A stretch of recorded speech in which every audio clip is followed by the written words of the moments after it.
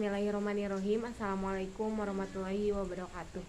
Perkenalkan, nama saya Dewi Nur Hidayah dari Farmasi 2B 2020. Sini saya akan menjelaskan materi tentang analis kation golongan 1. Adapun perbedaan dari analisis kualitatif dan kuantitatif. Yang pertama ada analisis kimia kualitatif, yaitu yang bertujuan untuk mengidentifikasi ada atau tidaknya ion-ion penyusun senyawa organik, garam logam organik yang sering digunakan dalam dunia kefarmasian, baik sebagai zat berkhasiat atau sebagai bahan pembantu. Yang kedua yaitu analisis kimia kuantitatif, yaitu bertujuan untuk mengetahui kadar sampel atau senyawa. Untuk selanjutnya yaitu teori dasar analisis kualitatif. Untuk teori dasar analisis kualitatif merupakan metode analisis kimia yang digunakan untuk mengenali atau mengidentifikasi suatu unsur atau senyawa kimia, anion atau kation yang terdapat dalam sebuah sampel berdasarkan sifat kimia dan fisikanya. Selanjutnya, analisis kation golongan 1. Yaitu ada Ag+, Pb2+, Hg22+. Kation golongan 1 membentuk endapan dengan HCl encer. Endapan tersebut adalah AgCl, PbCl2 dan Hg2Cl2 yang semuanya berwarna putih. Nah, kation golongan 1 membentuk klorida-klorida yang tak larut.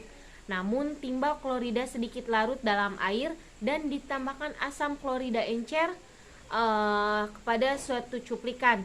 Adapun beberapa reaksi pengendapan kation golongan 1 oleh asam klorida encer, yaitu yang pertama untuk Ag+ ditambah Cl, maka akan terjadi endapan AgCl, yaitu endapannya yang berwarna putih. Untuk Pb2+ ditambah 2Cl akan terjadi endapan PbCl2, yaitu terjadi endapan berwarna putih. Dan untuk Hg22+ ditambah 2Cl akan menjadi endapan Hg2Cl2, yaitu endapan juga akan terjadi endapan putih. Nah, di sini ada uji kation golongan 1. Yang pertama, kita harus menyiapkan larutan sampel terlebih dahulu. Larutan sampel di sini kita bisa menggunakan dari kation golongan 1 sampai kation golongan 5.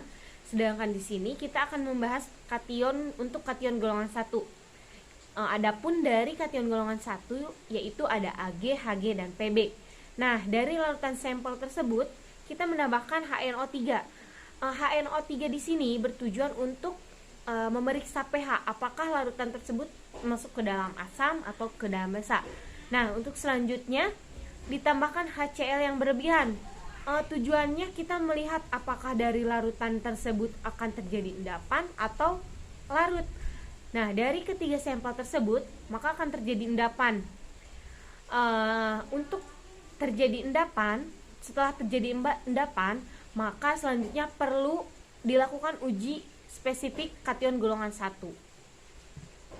Nah, untuk selanjutnya yaitu endapan dari AgCl, Hg2Cl2 dan PbCl2 ditambahkan air panas. Maka untuk larutan Pb2+ akan terjadi larut atau bisa disebut dengan filtrat. Nah, sedangkan untuk AgCl dan Hg2Cl2 akan terjadi endapan. Nah, kita ke Pb2+ terlebih dahulu. Nah, dari kation Pb2+ ini ditambahkan asam asetat. Di sini bertujuan untuk mengukur suatu pH dan ditambahkan kalium kormat. Apabila dari kation Pb2+ ini positif mengandung Pb2+, maka akan terjadi endapan PbCrO4 yang berwarna kuning. Nah, di sini untuk endapan AgCl dan Hg2Cl ditambahkan NH4OH. Nah, untuk AgNH3 2Cl ditambahkan NH4OH akan selanjutnya dipisahkan dari merkurium dan ditambahkan HNO3 encer.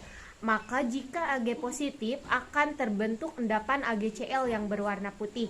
Sedangkan untuk HgNH2Cl ditambahkan NH4OH akan berwarna putih dan ada yang berwarna hitam. Jika kedua larutan tersebut disatukan, maka akan terjadi warna kelabu. Maka untuk Hg, jika Hg kation positif kation Hg, akan terjadi